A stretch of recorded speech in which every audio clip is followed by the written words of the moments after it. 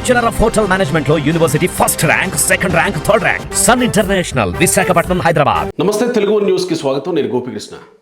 Epson Rajesh గారు ప్రముఖ రాజకీయ విశ్లేషకులు మనతో ఉన్నారు. వారితో మాట్లాడబోయే ముందుగా ఈరోజు అసెంబ్లీ బడ్జెట్ సమావేశాలు ప్రారంభమయ్యాయి. ఆ సమావేశాలకి జగన్మోహన్ రెడ్డి ప్రతిపక్ష నేతగా, అంటే హోదా లేదు కానీ ప్రతిపక్షంలో ఉన్నటువంటి వాళ్లే కాబట్టి, సరే పులివెందుల ఎమ్మెల్యేగానైనా వస్తారా రారా అనే అనుమానాలకి తెరదించుతూ కొన్ని రోజుల కిందట పేరు నాని జగన్మోహన్ రెడ్డి గారు అసెంబ్లీకి వస్తారని ఆయన చెప్పుకొచ్చారు. జగన్మోహన్ రెడ్డి కూడా ఈరోజు అసెంబ్లీకి వచ్చారు. రారు, బెంగళూరుకు వెళ్ళిపోయారు, బెంగళూరులో ఉంటారు, ప్రజా దర్బార్ కూడా క్యాన్సిల్ చేసుకొని బెంగళూరుకి వెళ్ళిపోయారు అనుకున్నటువంటి జగన్మోహన్ రెడ్డి ఆంధ్రప్రదేశ్కి వచ్చారు. ఆంధ్రప్రదేశ్ నుంచి అసెంబ్లీకి కూడా వచ్చారు. అసెంబ్లీకి వస్తూనే ఈరోజు ప్లకార్డులు పట్టుకొని వచ్చారు. ఇలాంటి పరిపాలన నశించాలి, ఇలాంటి పరిపాలన ఉండకూడదు అంటే ప్లకార్డులు పట్టుకొని వస్తూ చాలా సీరియస్గా వాళ్ళు ప్లకార్డులు చించారు అనేటువంటిది జగన్మోహన్ రెడ్డి ఆరోపణ. వస్తూనే అక్కడ ఎదురుగా ఉన్నటువంటి పోలీసు ఉన్నతాధికారిని, మధుసూదన్ రావు గుర్తుపెట్టుకో, ఇది వార్నింగ్, మధుసూదన్ రావు గుర్తుపెట్టుకో, ఎల్లకాలం ఇదే మాదిరిగా ఉండదు. మీ టోపీ మీద ఉన్న సింహాలకు అర్థమేంటో తెలుసా? అధికారంలో ఉన్న వాళ్ళకి సెల్యూట్ కొట్టడం కాదు, ప్రజాస్వామ్యాన్ని కాపాడడం.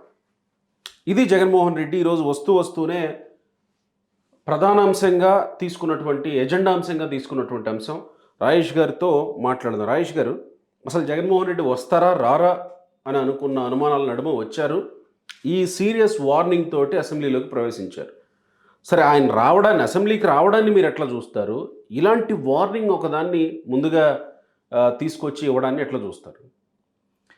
ప్రజాస్వామ్యం, విలువలు, హక్కులు, వీటి గురించి జగన్మోహన్ రెడ్డి గారు ఈ మధ్యకాలంలో చాలా గట్టిగా ఉపన్యాసాలు ఇస్తూ ఉన్నారు. అంటే ఎన్నికల్లో ఓటమి చెందిన తర్వాత ఆయనకి మనం డెమోక్రటిక్ స్ట్రక్చర్లో ఉన్నాం అనేది గుర్తొచ్చింది. ఇది పిన్నెల్లిని పరామర్శించడానికి పోయినప్పటి నుంచి. ఇప్పుడు నాకు అర్థం కాని అంశం ఏంటి అంటే, నేనైతే ఎక్కడ చూడలా, మరి మీరు ఏమైనా చూసారో నాకు చెప్పండి. వైసీపీ పార్టీ శాసనసభాపక్ష సమావేశం జరిగి జగన్మోహన్ రెడ్డి గారిని వాళ్ళ నాయకుడిగా ఎన్నిక చేసుకున్నారా? అసలు ఆ ప్రాసెస్ నడిచిందా? కొన్ని సమావేశాలు అయితే జరిగాయి, కానీ అలా జరిగినట్టు ఎమ్మెల్సీలతో సమావేశం ఏర్పాటు చేసి వారికి ఉద్బోధ చేశారు తప్ప వైసీపీ పార్టీ నుంచి నెగ్గిన 11 మంది శాసనసభ్యులు కలిపి వైసీపీ పార్టీ శాసనసభాపక్ష సమావేశం ఏర్పాటు చేసుకొని ఆ మిగిలిన 10 మంది కలిపి జగన్మోహన్ రెడ్డి గారిని వారి పక్ష నాయకుడిగా ఎంపిక చేసుకున్న ప్రొసీజర్ అసలు జరిగిందా? మొదటి అసెంబ్లీ అప్పుడైతే జరిగినట్టు వార్తలు లేవు. రెండవ అసెంబ్లీ ఈ రోజు దాకా ఎప్పటికీ వార్తలు, ఈ రోజు దాకా జరగల. ఆయన వైసీపీ పార్టీ శాసనసభాపక్ష నాయకుడిగానే ప్రజాస్వామ్యబద్ధంగా డ్యూ ప్రాసెస్ ప్రకారం ఎంపిక జరగల. ఆయన అసలు ఆయన గతంలో ముఖ్యమంత్రిగా పనిచేశారు కదా, 3 సంవత్సరాల పాటు వాళ్ళ శాసనసభాపక్ష సమావేశం నిర్వహించాల. ఏకపక్ష పోకడ, ఏకపక్ష నిర్ణయాలు, ఆ వర్క్షాప్లు ఏవో నిర్వహించారు 3 సంవత్సరాల తర్వాత. అవి కూడా 3 సంవత్సరాల తర్వాత పార్టీ ప్లేనరీ కూడా 3 ఏళ్లకు పెట్టారు. అదే సందర్భంలో మనకు ఒక సామెత ఎటు ఉంది, చాలా సందర్భాల్లో మనం ప్రస్తావించుకున్నదే, కాపురం చేసే తీరు కాళ్ళగోళ్ళ నాడే తెలుస్తుంది అని చెప్పని. జగన్మోహన్ రెడ్డి గారు ఇప్పుడు ఈ టర్మ్లో ఆయన ప్రభుత్వంతో వ్యవహరించే తీరు, ఆయన ఎంపిక చేసుకున్న పులివెందుల ప్రజలకు చేసే న్యాయం, ఆయన వెనుకున్న 40% ఓటర్లకి ప్రాతినిధ్యం, ఈయనతో పాటు ఇంకొక 10 మంది శాసనసభలకు వహించగలిగే నాయకత్వ లక్షణం ఎంత సామర్థ్యంగా ఉండబోతుంది అనేది ఆయన ప్రమాణ స్వీకారం చేసి ఎమ్మెల్యేగా సభలో తన పక్షానికి సంబంధించిన 10 మంది శాసనసభ్యుల ప్రమాణ స్వీకారం కోసం కూడా సభలో 5 నిమిషాలు నిలబడకుండా తన ప్రమాణ స్వీకారం పూర్తి కాగానే కనీసం తనకి ఎమ్మెల్యేగా ఒక సీట్ ఉంటుందిగా, ఆ సీట్లో కూడా కూర్చోకుండా ఇమ్మీడియట్గా వాకౌట్ చేసి బయటకు వెళ్ళిపోయిన తీరు చూసాం. అంటే వాకౌట్ అనేది ప్రకటన చేయకున్నా కూడా సభ నుంచి బయటకు వెళ్ళిపోయిన తీరు చూసాం మనం. అంటే ఆ సభకి, తనని నమ్ముకున్న శాసనసభ్యులకి, తన వెనుకున్న ఓటర్లకి, తనని ఎన్నుకున్న ఓటర్లకి ఆయన ఇచ్చిన విలువది. ఇప్పుడు కొత్తగా ఏర్పడ్డ ప్రభుత్వం మనకి ఇక్కడే ఇంకొక సామెత కూడా చెప్పుకోవాలి. శుభం పలకరా మంక అంటే ఆ పెళ్లి కూతురు మొండ ఎక్కడ చచ్చిందన్న అంట. కొత్తగా ఏర్పడ్డ ప్రభుత్వం మొట్టమొదటి సమావేశం అంటే శాసనసభ్యుల ప్రమాణ స్వీకారం కోసం ఏర్పాటు చేయబడ్డ సమావేశం అది. ఇవాళ ఈ ప్రభుత్వ లక్ష్యం ఏంటి, వీళ్ళు భవిష్యత్తులో వీళ్ళ పాలనా విధానం ఎలా ఉండబోతుంది, వీళ్ళు ఏ పాలసీస్ అడాప్ట్ చేసుకుంటున్నారు ఏంటి అనేది ఒక బ్లూ ప్రింట్ లాంటిది గవర్నర్ ప్రసంగం. అవును కదా. నీకు ఎన్ని స్థానాలు దక్కినాయి అనేది అనవసరం. ప్రతిపక్ష నాయకుడు హోదా దక్కి ఉండకపోవచ్చు, కానీ ప్రతిపక్షంగా మీరే ఉన్నారు. మీరు ఆ గవర్నర్ గారి ప్రసంగం వింటే భవిష్యత్తులో ప్రభుత్వాన్ని ఏ ఏ పాలసీస్ పట్ల నిలదీయొచ్చు, ఎగ్జాక్ట్లీ ప్రభుత్వ పాలనలో ఎంచుకుంటున్న విధానాల్లో ఉన్న లోపాలేంటి అని చెప్పని ప్రస్తావించడానికి మీకు ఒక మార్గం ఉంది. అయితే ఇక్కడ ఏంటి, గవర్నర్ గారి ప్రసంగాన్ని అడ్డుకుంటాం, నిరసన తెలియజేస్తామని చెప్పని ముందుగానే వినుకొండలోనే ఆయన ప్రకటించున్నారు. అవును. ఆ ప్రకటించున్న నేపథ్యంలోనే ఈరోజు సభలో అడ్డుకునే లక్ష్యంతో, గవర్నర్ గారి ప్రసంగాన్ని అడ్డుకునే ఉద్దేశంతో ఆయన మెడలో నల్లకండవాలు, సరే నిరసనలో భాగంగా వాళ్ళకి ఆ హక్కు ఉందని అనుకుందాం, ప్లే కార్డులతోటి ప్రదర్శనగా సభలోకి రాబోతూ ఉన్నారు. ఇక్కడ ఇందాక నేను చెప్పినట్టుగానే కనీసం ఆయన ఆ శాసనసభాపక్ష నాయకుడిగా కూడా ఎంపిక కాకున్నా సరే ప్రభుత్వాన్ని వాళ్ళ శాసనసభాపక్షం అభ్యర్థించిన మీదట ఆయన కారుని గత సమావేశాల్లాగానే ఈ సమావేశంలో కూడా శాసనసభ ప్రాంగణంలోకి, అంటే మామూలు సందర్భాల్లో అయితే శాసనసభ్యులందరూ కూడా 4వ నెంబర్ గేటు దగ్గర వాళ్ళ వాహనం నుంచి దిగి నడుచుకుంటూ రావాలి. అయినా సరే ఈయన కారుని లోపలికి ఎల్లో చేసి ఈయన లోపల దిగటానికి కావాల్సిన ప్రివిలేజీ ప్రభుత్వం కల్పించింది. అంటే అక్కడ ప్రభుత్వం జగన్మోహన్ రెడ్డి గారికి ఆ హోదా స్థాయి ప్రజలు కట్టబెట్టకున్నా ప్రభుత్వం మాత్రం ప్రజాస్వామ్య స్ఫూర్తిని గౌరవించి ఎంత సంఖ్యన ఉండని ప్రతిపక్షం అనేది ఒకటి ఉంది కాబట్టి ఆ బృందానికి నాయకుడిగా చలామణి అవుతున్నారు కాబట్టి అధికారికంగా ఆయన నాయకుడిగా ఎంపిక కాకుండా ఆయనకి ఆ ప్రివిలేజ్ ప్రభుత్వం కల్పించింది. అంటే అక్కడ ప్రభుత్వం తన ప్రజాస్వామ్య స్ఫూర్తిని చాలా లిబరల్గా ప్రదర్శించింది. అసలు జగన్మోహన్ రెడ్డి అసెంబ్లీకి రారనే కదా అంతా అనుకున్నారు, బెంగళూరుకి వెళ్ళిపోయారు, కానీ అసెంబ్లీకి వచ్చారు సడన్గా. అంటే ఆయన తనను తాను చాలా గొప్ప వ్యూహకర్తగా భావిస్తూ ఉన్నారు. ఇప్పుడు శాసనసభను ఎందుకు బహిష్కరించాలని నిర్ణయం తీసుకున్నారు, శాసనసభకి హాజరు కావటం కూడా కష్టతరం అని చెప్పని స్పీకర్ గారికి లేఖ రాశారు ఆయన. ప్రధాన ప్రతిపక్ష హోదా కట్టబెట్టండి నాకు, ఎగ్జాక్ట్లీ ఈ ప్రధాన ప్రతిపక్ష హోదా కట్టబెడితే నేను అప్పుడు సమావేశాలకు వచ్చి, అంటే దాని ద్వారా సంక్రమించే హక్కులను ఉపయోగపెట్టుకుంటూ నేను సభకు రాగలుగుతాను తప్ప ప్రజలు నాకు ఆ స్థాయి గౌరవం ఇవ్వకున్నా కూడా మీరు నాకు ఇవ్వండి అని చెప్పని ఆయాచితంగా అభ్యర్థిస్తూ ఉన్నారు వాళ్ళని. ఇక్కడ మనం గమనించుకుంటే నాకు బాగా గుర్తున్న వరకు బాలకృష్ణది దేశోద్ధారకుడు అని చెప్పని ఒక సినిమా నేను చూసిన గుర్తు నాకు. ఆ సినిమాలో విలన్ గ్రూప్లో చలపతిరావు ఉంటాడు. ఈ చలపతిరావు ఆ ఒడ్డు పొడుగు ఇవన్నీ చూసి వాళ్ళందరూ ఈయన మంచి ఫైటర్ అని చెప్పని విపరీతంగా మేపుతూ ఉంటారు. ఆ మేపుతూ ఉంటుంటే శాంతం చివరిలో క్లైమాక్స్లో ఫైటింగ్ సీన్ వస్తుంది.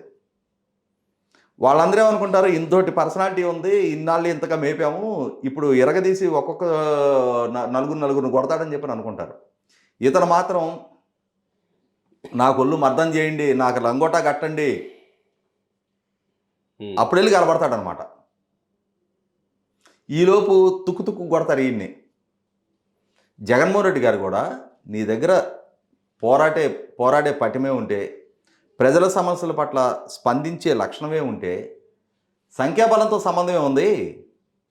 చంద్రబాబు నాయుడు గారు 23 స్థానాలతోటి ప్రతిపక్ష నాయకుడిగా కొనసాగారు. ఆ 23 స్థానాల నుంచి 4 మీ పార్టీ వైపు ఫిరాయింపు చేసుకున్నారు. అంటే ఆయన కాక 18 మంది ఎమ్మెల్యేలు ఆయనకి మిగిలారు. ఒక సమావేశంలో ఆయన్ని తప్పించి మిగిలిన 18 మందిని సస్పెండ్ చేశారు. ఒక్కడే కూర్చున్నాడు చంద్రబాబు నాయుడు గారు. ఒక్కరే సభలో కూర్చొని కాదు, ఈ 151 మంది హేళనలు, సూటిపోటి మాటలు, అవమానాలు అన్నిటినీ భరిస్తూ ప్రభుత్వాన్ని ప్రశ్నిస్తూ 2.5 గంటల పాటు సభలో ఏకఛత్రాధిపత్యం వహించారు ఆయన. అది కూడా మనం స్టేజ్ మీద ఏకపాత్రాభినయం అంటారు కదా, అలా మొత్తం ప్రతిపక్షాన్ని ఒక్కడిగా సమర్థంగా ఆయన ఆ పాత్ర నిర్వహించారు. అంటే ఉద్దేశపూర్వకంగా ఒక్కడనే సస్పెండ్ చేయకుండా ఉంచినట్టు అనుకోవాలి అక్కడ. అంటే ఆయన సభలో లేనప్పుడు ఈ 18 మందిని సస్పెండ్ చేశారు. ఈయన సభలో లేరు, ఆయన వచ్చేసారు సభకి. ఎవరు లేకున్నా ధైర్యంగా కూర్చొని 151 మంది ప్లస్ ఇటువైపు నుంచి ఫిరాయించిన 4 ప్లస్ జనసేన నుంచి ఫిరాయించిన ఒకరు 156 మందికి ఒక్కరు సమాధానం చెప్పారు. అది కష్టకాలంలో స్థైర్యాన్ని ప్రదర్శించగలిగేవాడు నాయకుడు.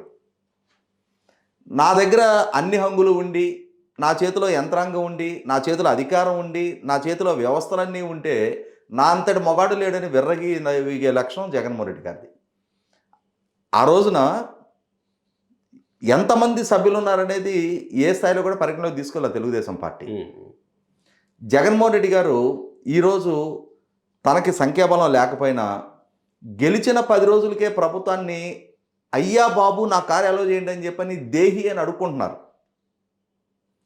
నాకు ప్రజలు ప్రధాన ప్రతిపక్ష హోదా కట్టబెట్టలా, నేను ఒక సామాన్య ఎమ్మెల్యే లాగానే నేను నా స్థాయికి ప్రజలు ఏ గౌరవం ఇచ్చారో ఆ స్థాయికి తగ్గట్టుగానే నేను కూడా 4వ నెంబర్ గేట్ దగ్గర నుంచి నడిచొస్తా అనే విఘ్నత ఆయన ప్రదర్శించున్నట్టయితే ఆయనకే గౌరవం ఉండేది. అది ఇక అధికారుల బెదిరింపులు, జగన్మోహన్ రెడ్డి గారి అధికారుల బెదిరింపులు ఈరోజు కొత్త కాదు.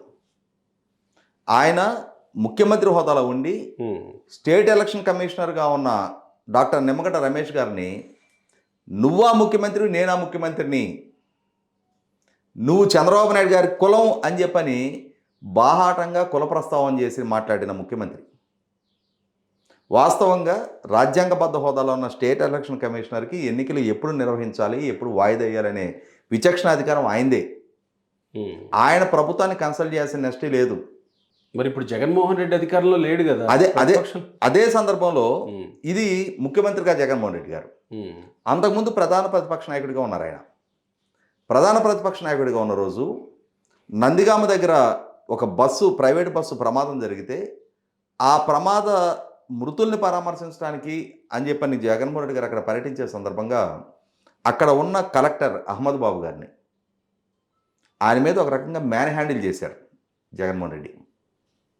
విశాఖపట్నం ఎయిర్పోర్ట్లో మరుసటి రోజు సిఐఐ కన్వెన్షన్ జరగబోతూ ఉంది, పెట్టుబడిదారుల సదస్సు. దేశ విదేశాల నుంచి కొన్ని వందలాది మంది పెట్టుబడిదారులు, పారిశ్రామికవేత్తలు, వివిధ దేశాల రాయబారులు వాళ్ళందరూ వచ్చి విశాఖపట్నంలో ఉన్నారు. అప్పుడు నేను ప్రత్యేక హోదా కోసం క్యాండిల్ ర్యాలీ చేస్తా అని చెప్పని ఈయన పార్టీ ఇచ్చిన పిలుపు కాదు, అది జనసేన ఇచ్చిన పిలుపు. ఎవరిచ్చా? జనసేన కూడా ఇవ్వాల. అసలు అది ఆ పిలిపిచ్చిన బాధ్యత గల సంస్థ ఏదనేది కూడా తెలియదు. సోషల్ మీడియా వేదికగా ఒక పిలిపిచ్చారు విశాఖ బీచ్లో క్యాండిల్ ర్యాలీ అని చెప్పని. దానికి స్పందించేసి ఈ ప్రత్యేక హోదా సాధన సమితి అని చెప్పని చలసాని శ్రీనివాసు వీళ్ళందరూ వెళ్ళారు అక్కడికి. ఆ పిలుపుకి అంటే ఇక్కడ ఏంటి ఉద్దేశం? ప్రత్యేక హోదా సాధన పట్ల చిత్తశుద్ధి కాదు, సిఐఏ కన్వెన్షన్ జరుగుతున్న సందర్భంగా విశాఖపట్నంలో ఒక అలజడి సృష్టించాలి. ఇప్పుడు ఎలా అయితే కొత్తగా ఏర్పడ్డ ప్రభుత్వం రాష్ట్రాన్ని జగన్మోహన్ రెడ్డి గారి విధ్వంసాన్ని నుంచి చక్కదిద్దే ప్రయత్నం చేస్తుంటే, ఎలా అయితే ఆ సహకారం అందకూడదు, ఏదో ఒక రకమైన విధ్వంసాన్ని కొనసాగించాలి అని చెప్పని, రాష్ట్రంలో ప్రజాస్వామ్యం లేదు, శాంతి భద్రతలు లేవు అని చెప్పని కల్పించిన కట్టుకథలతోటి ప్రెస్ మీట్లు పెట్టారు కదా.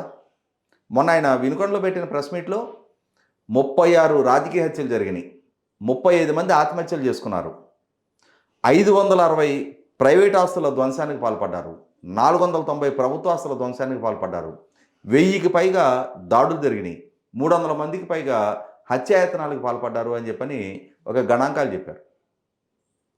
నేను సూటిగా స్పష్టంగా అడుగుతా ఉన్నా, ప్రభుత్వం కూడా అదే అడిగింది, హోమ్ మినిస్టర్ గారు కూడా అదే అడిగారు.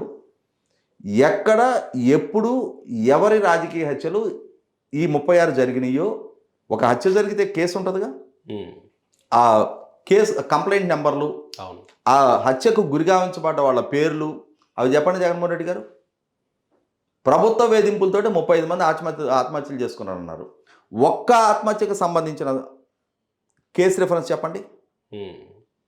300 మందికి పైగా హత్యాయత్నం జరిగింది అన్నారు.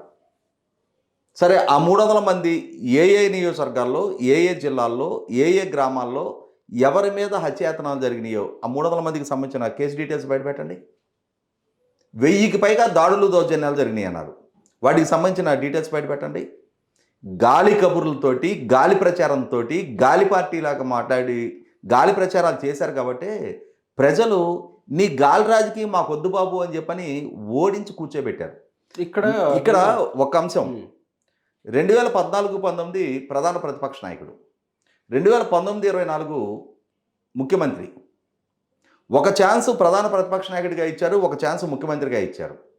ఈ 2 ఛాన్సులు చూసిన తర్వాత he is unfit to be a leader of the opposition, he is unfit to be a chief minister అని చెప్పిన ప్రజలు భావించారు. కాబట్టి ఈసారి ఆయనకి అటు ప్రధాన ప్రతిపక్ష హోదా ఇవ్వాలా, ఇటు ముఖ్యమంత్రి ఇవ్వాలా. ఓడగొట్టిన నాగల్లాగా పులివెందుల ఎమ్మెల్యేకి పరిమితం చేశారు. అయినా సరే నేను మాత్రం నా విధానాలు మార్చుకోను, నేను ఈ విధ్వంసకర విధానాలతోటి, ఈ డిస్ట్రక్టివ్ రాజకీయాలే నేను ఎంచుకుంటా, ఈ అసత్య ప్రచారాలే నేను పలుకుతా, నిజం మాట్లాడితే నా తల 1000 ముక్కలవుతున్న శాపం నాకుంది, నేను ఎంతకాలం అబద్ధాలు మాట్లాడుతూ ఉంటే అంతకాలం నేను, నా రాజకీయం, నా పార్టీ సస్టైన్ అవుతామని చెప్పని భావించే జగన్మోహన్ రెడ్డి గారి విధానాలను ప్రజలు చాలా స్పష్టంగా గమనిస్తూ ఉన్నారు. నీ రాజకీయం నీకే పరిమితం చేసుకో, ఇంకా మేము భరించడానికి సహించడానికి సిద్ధంగా లేము అని చెప్పని ఆ పార్టీ శ్రేణులే నిన్న విశాఖపట్నంలో చూసాం. దాదాపుగా 11 మంది కార్పొరేటర్లు, 11-12 మంది ఆ పార్టీకి సంబంధించిన కార్పొరేటర్లు చీకొట్టి వెళ్ళిపోయారు. భవిష్యత్తులో జగన్మోహన్ రెడ్డి గారు తన విధానాలు సమీక్షించుకోకుండా ఇదే విధానాన్ని కొనసాగిస్తే ఆయనకి దక్కిన 11 మంది శాసనసభ్యులు, 4 పార్లమెంటు సభ్యులు, 11 మంది రాజ్యసభ సభ్యులను కూడా కాపాడుకోవడం కష్టం ఉంది. Right sir, thank you.